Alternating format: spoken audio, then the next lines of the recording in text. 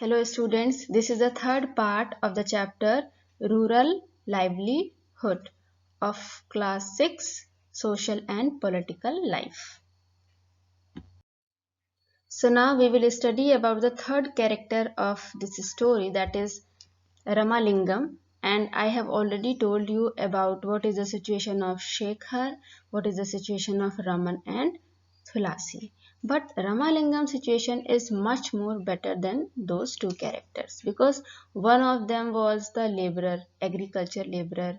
He has not his own land. He work on others' field till a long hour. Okay, but after doing a lot of hard work, she paid very less.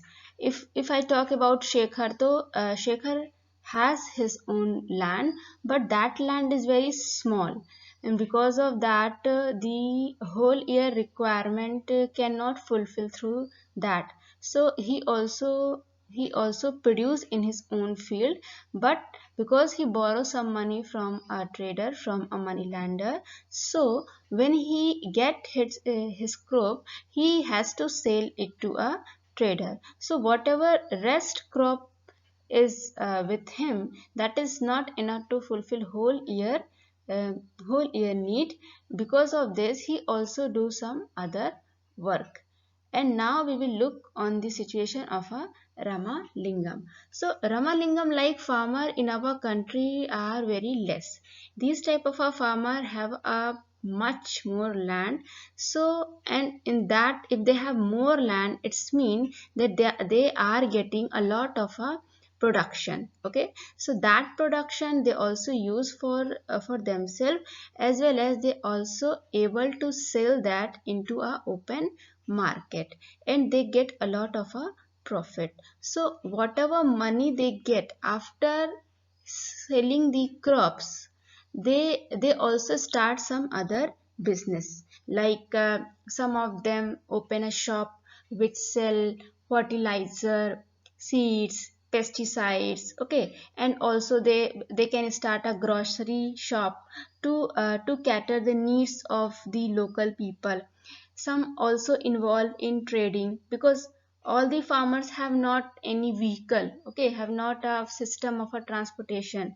So because these farmers are able to buy the vehicle, like truck, which can load all the farmers produce and bring that to a mandi, to a open market, to sell that. Okay, so with that also they are able to get extra money. So like this, not only they are getting they are getting the income from the farming activity, as well as non farming activity also these type of people involved. And this is the reason why they are very influential and powerful farmers become in the village. And whenever they need a money, so they do not go to take a loan from any money lender. Okay, because they are very intelligent and they have a lot of knowledge. So they most of the time, and they go to a banks. Okay, because they know that banks can give them loan at a very low rate of interest. Okay, because as we have saw that Shekhar went to take a loan from a money lender at a very high rate of interest, but these big farmer always go to bank to take a loan. Okay, and after a fixed period of a time, as they have surplus income, so they are able to repay the loan. So these farmer usually do not catch into a debt trap. Okay, and if I talk about the situation in our India, like that, how much farmers are like this, so all about 20% in total farmer, all about 20% of Indian farmer are like Rama Lingam. So till now we have seen the story of a Kalpattu village that is surrounded by a land. Now we will have a look of another village that is a coastal village. It is situated along the coast, along the sea coast. So, and the name of the village is Pudupat. Now we will see that what is the life of these villages, what is the life of the people of in these villages. So here most of the families are fishing family. They involve in catching the fish and then sell into a market. So through this they earn their living. So if you get a chance to go to see these coastal village, you will find that most of the fishermen houses are along the sea coast. They get ready very early in the morning about 2 a.m.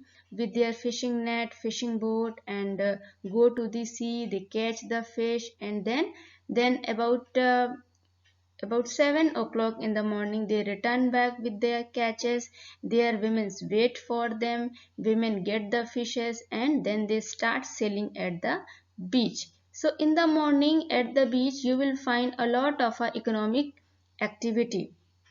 But this fishing activity is not very easy. Sometime these fishermen caught into a storm, means a very high speed wind blow in the means over the sea. In that these fishermen caught, and sometime they also go into a death also. Means as they get whatever money they get by selling the fishes, they divided among those people who went to the sea, and also they keep some money for the repairment of boat, as well as they also invest some money to increase their economic activity.